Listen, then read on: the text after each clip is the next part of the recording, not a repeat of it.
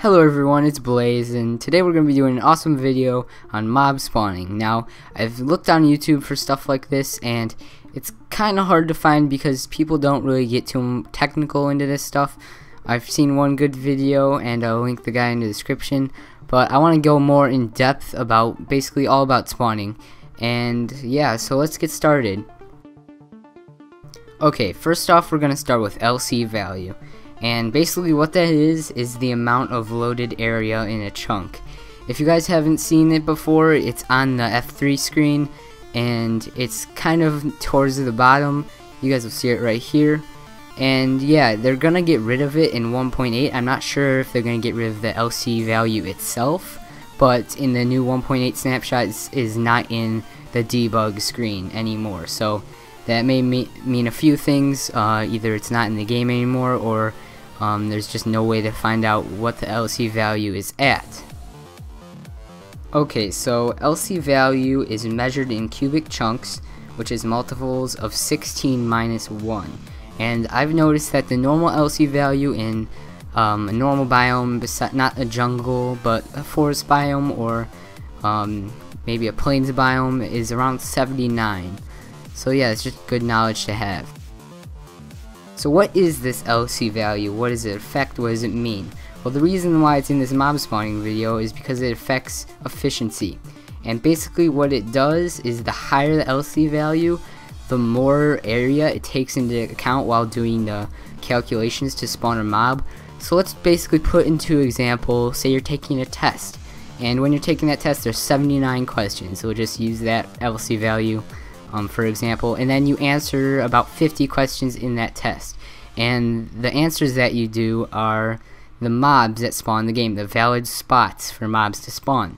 Now say that instead of 79 we bring the amount of questions in the test up to 175, and you still only answer the 50 questions, which is again the amount of valid spawn spots for a mob. And your score is going to be way worse now, and it's going to be the same thing in Minecraft. It's going to affect the efficiency and make it way worse. So that's just a good example to go by. I like to think of it that way. So yeah, another thing to notice is that when you're messing with LC value, you want to be really careful, because if you mine up too high, or block up too high, I'm sorry, your LC value will increase. And people get kind of worried about this, because even when they block down, get rid of the blocks, the LC value is still higher than normal. This is a simple fix for this. I've seen some people saying that there's no way to fix LC value, but that's not true. If you unload the chunks, you can put it back to normal as long as the blocks aren't there anymore. So basically there's two ways to do this. You could either log out of your world, whether it's survival or whether it's single player or multiplayer, just make sure no one else is in those chunks on the server. Or you could just walk away. Now those are just the two simplest ways, the best ways to follow by, and it's really simple, because you definitely don't want your LC values higher. And another thing is, when you're making a big mob farm, it's better to just go as high as you want to sky limit. Even though your LC value will be bigger, there will still be more spawn spots. So it's basically like saying 100, go back to my test example. Say there's 175 LC value, so 175 questions on a test, for example, and there's 175 spots for the mobs to spawn, because there's more layers in that mob farm. So yeah, that's basically how I like to describe it. Don't worry about making huge mob farms in this guy, because there are more spaces for them to spawn, so the calculations will be as efficient as normal. And something that I just thought of was kind of cool.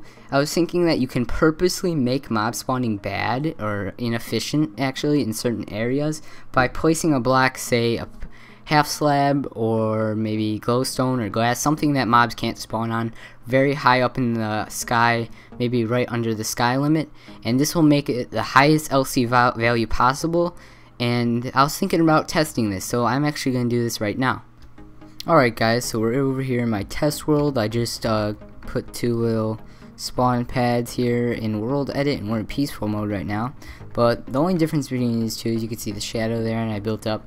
I basically just put a block up there at the sky limit, and every single chunk You don't have to do it like this. If you're doing this in survival, I'd actually recommend just stacking up in every single chunk. And here, I'll show you what happened. So now that we're in here, let's go in F3. You can see the LC value. It's the second row from the bottom right, or it's the first one. Sorry for the lag spike here. It's been very laggy ever since I edited this. And the LC value is at 255 right now. And man, is it laggy. I'm gonna see what I can do about that. Sorry about that. Hopefully it'll clear up. I don't know what's going on. Alright, let's go over here. So as you can see, the LC value just changed back to 63, and I believe that's the lowest it can go. So super fat worlds, you will have the easiest time spawning some mobs because the LC value is so low. Alright, so we're going to test this. I'm going to fly above this so I can see everything, and then we're going to do some spawning. So let's go into normal mode. Alright, as you guys can see, we got a bunch of mobs straight away, about 20 I guess. Let's just wait here for another few seconds and see if any more spawn in. Can move around a little bit. So some are spawning off the pad, but that doesn't really matter. This pad just represents normal spawning. So we're gonna go back into peaceful and then just go over this pad and see if the high LC value changes the efficiency. Whoa, lag spike. No, it seems that whenever I go over this one, it gets laggy, which kind of stinks. Alright, so we're gonna go over this one again, go into normal mode. Alright, we see about 7 or 8 mobs. Let's move around a little bit. Some bats. They don't count, they're in peaceful mode. Alright, so it looks to be about half the spawnage here. Alright, we got some over here, but these chunks obviously are not at the high LC value. See, I'll go over here and they'll just spawn like crazy. So obviously this is working quite well, and if you guys want a little bit better of a mob system, then I would definitely recommend doing this. Just stack up in every chunk. You guys can see where XYZ is at the end of the row on X and Y. It says the chunk, and when you're in the when you're in the middle, or when you're in between 1 and 15, then you're inside a chunk. But when you see, I just crossed over into another chunk. So that's basically how it works. LC works between chunks. So yeah, let's just get back to some more info. Okay, so now for lighting. There are 3 types of lighting on the debug mode screen, and it's BL, SL, and RL. BL for black light, SL for skylight, and RL for raw light. Now black light, any block light less than or equal to 7 mobs can spawn. When lighting caves, you should definitely make sure that BO is at least 8 to 10, because there is some kind of chance that maybe the torches will be too far away from each other, and there could be that thing. So if you're lighting caves for a mob spawner, definitely make sure the light levels are pretty high. Skylight, the light from the sun basically, and it can affect the farm efficiency, so you definitely want to close it off from skylight. I would recommend making a roof, especially on a witch farm. You don't really have to deal with a roof on another mob farm because it's obviously already going to have one of those on there. And then for raw light, it's basically the max from either the BL or the SL, so it just tells you what the max lighting is. One more thing about lighting, redstone torches emit a light level of 7, so no matter what, the mobs will spawn if you only have lighting with redstone torches, but they definitely don't help with your efficiency. You want to have everything at 0, SL, BL, and RL, because that just, the lower it goes, the better efficiency is. It's just how the game calculates. The higher the level, even when under the limit, it takes that into account.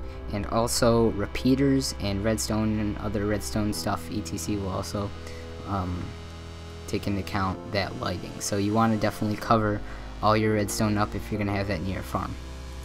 Okay, so now I want to talk about the 4 ways to prevent mob spawning. The first one, which is very simple, is torches or any kind of things that emit light. And slimes can still spawn at all light levels, so if you have a light level of 15 or a light level of 0, they're still spawn. Just keep that in mind for the next ones. You won't really have to deal with that. Flooding with water, nothing will spawn with this, not even slimes. Depending on the slime, if there's a slime chunk, I believe they will not spawn in water.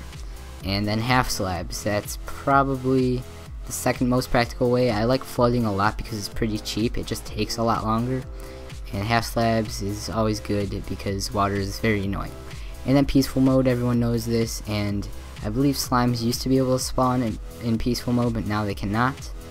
And yeah, so now let's get into spawning radius. This is really important for knowing where you need to stand when you're going AFK or just farming, and it's also really important to make a perimeter for your farm. So mobs won't spawn within a radius of 24 blocks of the player, so this is really important when you're standing AFK, because if you're too close they won't spawn. Now this is different for dungeons, I'll get into that in a minute, but also mobs won't spawn outside of the 114 blocks of a player, which is 8 chunks.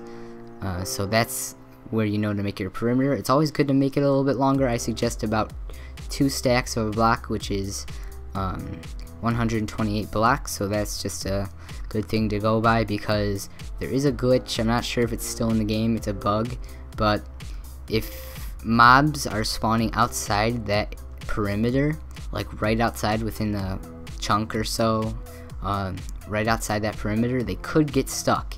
Even though they're unloaded, they'll still count and decrease the efficiency of your farm. So go about 128 blocks in every direction from your farm. Okay, so now for dungeons. There are 3 different ways that they spawn: in a 5x5, a 5x7, sorry, or a 7x7. There can be 0 to 2 chests, although it is very unlikely that you'll get 0 chests. It's normally 2.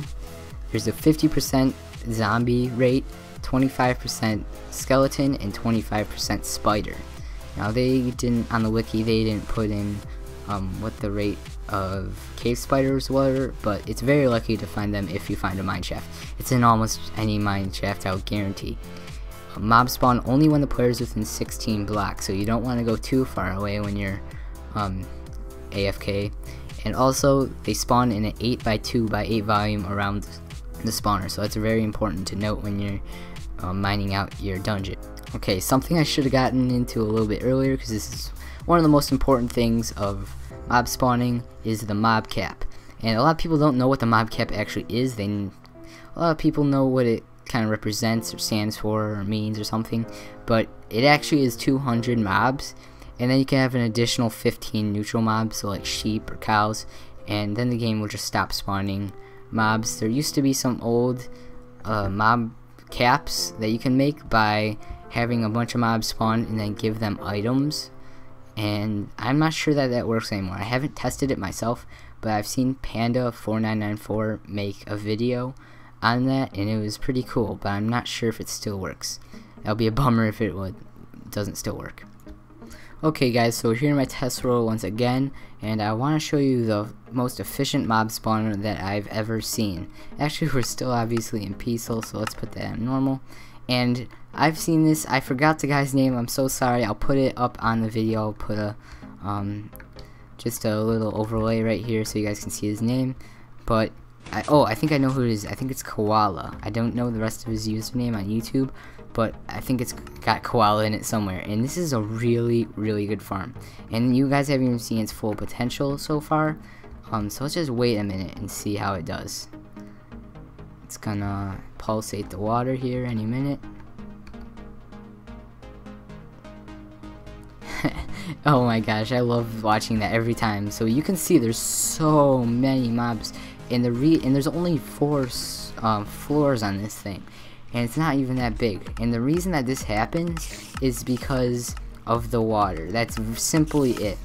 The most efficient way to spawn mobs is to get them out of there as quickly as possible, to reduce the mob cap, and just get them killed basically. You just want to get them out of the area, because if there are mobs already there, they will not spawn anymore. and this is just working on a simple clock. You guys will go watch the video. I'll put the link in the description.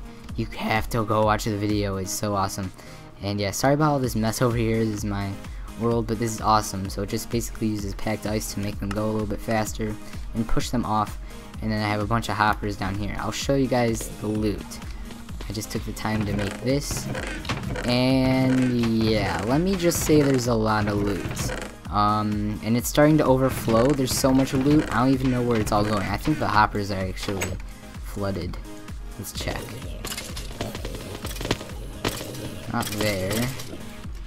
Okay, they're flooded up to here, and it's just through all the chests. It's crazy. And I've probably only run this mob farm for max about an hour, because while I'm testing things, and this is just crazy. You get all kinds of mobs, you get endermen, you get even chicken jockeys over here. This is how many chicken jockeys I've got. The jockeys themselves, the zombies have just died off, and the fall is not big enough for enderman. And in the next snapshot, or not in the next snapshot, in 1.8 this will work for enderman, because this won't be used for XP, because they'll be dead by the time they hit the ground, but they will be able to be pushed by water. And I have a sweet enderman farm that I'm still developing right now. I want to hurry up and get that out for you guys, because it's using water, and I should stop talking about it because somebody might steal my idea. But yeah, it's going to be pretty awesome. I haven't seen it yet on YouTube, so you guys should see an awesome new cheap enderman farm in a few days. Okay, so another good way to get some mob spawning efficiency is to obviously just dig out the ground. Now this works really well on super flat worlds because, well, you can't dig up the ground obviously, but the LC value is already very low, and you can just make a low to the ground spawner that could kill them some other way, which I'll actually get into in a second. Now this is going to be very, very easy to do in super flat because of how good it is, but it's gonna be a little bit harder in some normal worlds. If you wanna have a max efficiency spawner, I would recommend digging out a chunk and actually put like all the way down to bedrock, and put that all the way, put the spawner, sorry I'm having trouble speaking here, put the spawner in the ground, so it's actually not increasing the LC value at all. And you should get some crazy spawns if you have a nice perimeter dug out and all that jazz. So yeah, it's basically it for mob spawning, or most efficient spawner. Next thing we're going on to is ways to kill mobs. Now this has been known throughout the history of Minecraft. It hasn't really changed that much, but it's pretty simple. There are 1, 2, 3, 4, 5 ways to kill a mob. There may be more, but that's just all I can think of right now. And those are fall damage, which is the most common, lava, suffocation, drowning, and iron golems or snow golems. Now iron golems or snow golems are good to pick off them because they could die from the mob if it takes too long for them to kill them. So it's good to have a small drop and then just a few iron golems down there to pick off the rest of the mobs. And then you can use a snow golem if you want to be cheap, but iron golems work well. Drowning, just have a timed system of water, and that will work well. Lava, that's pretty simple. You can get them down to about a half heart if you do it right and have a very quick pulse of lava. And then suffocation is basically just pistons being pushed into them. And XP only drops when there is a player kill, which is basically when you get the final blow. And this can be done by either just hitting them with your fist, or, which is something really cool, is you can have a, whether it's a damage potion or a health potion depending on the mob, or if it's dead or alive, you can, oh that's a song, just daily knowledge from Blaze. But yeah, you can throw the potion and quickly switch to your looting 3 sword. Won't take a bit of damage on that sword, and it will still have the full looting effect with it, which is awesome. And then one last thing for this video, which is it's the same with rare loot and potions with the player kills.